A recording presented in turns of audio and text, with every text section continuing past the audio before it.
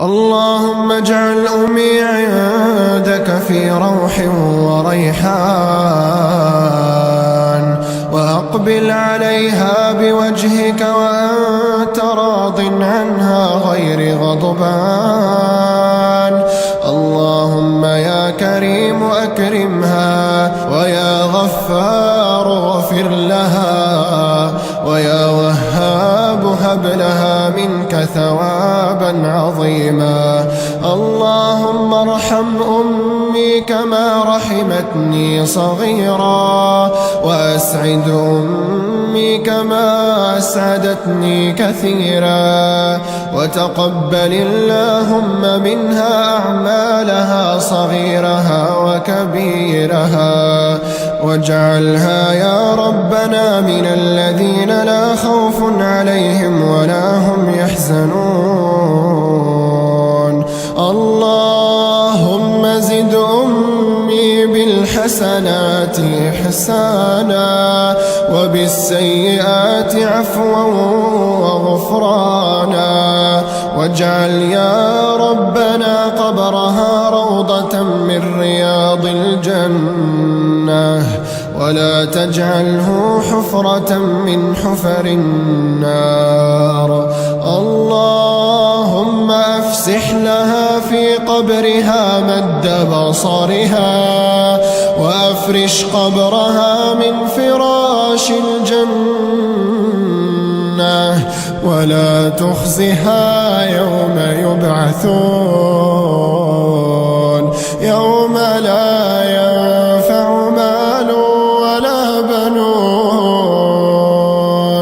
واجعلها يا ربنا ممن جاءك بقلب سليم. اللهم يمن كتابها، ويسر حسابها، وثقل ميزانها، وثبتها على الصراط أقدامها، وأسكنها في أعلى الجنان برفقة النبي العدنان.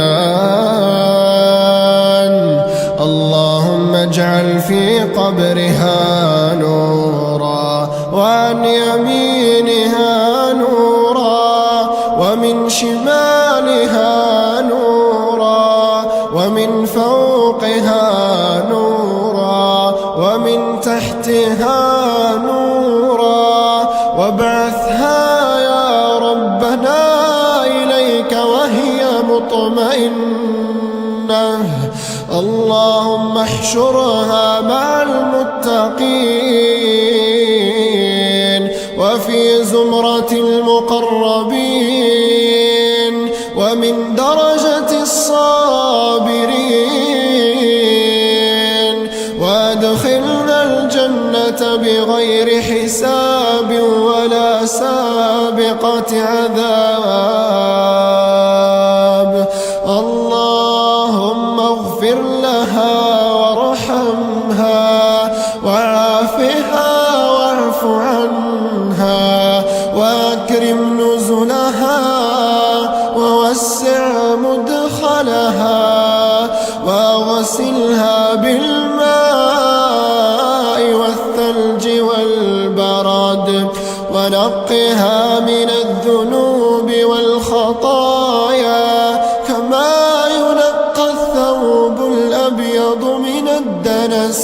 اللهم إني أعوذ بك من قهر يؤلمها، ومن هم يحزنها، ومن فكر يقلقها، ومن شخص يحمل خبثا لها.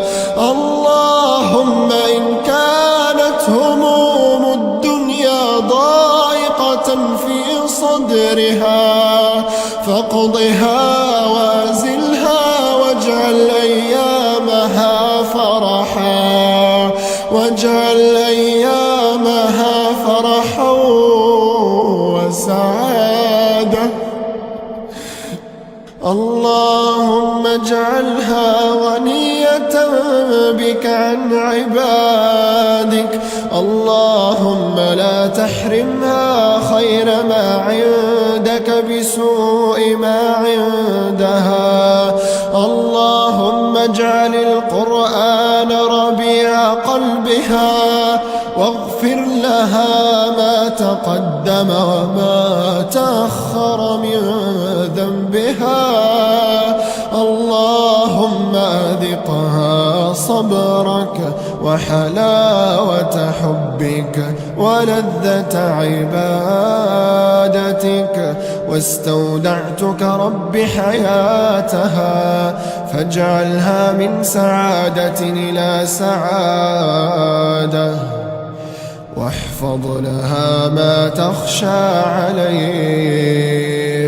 اللهم لك هذا الدعاء ومنك الإجابة.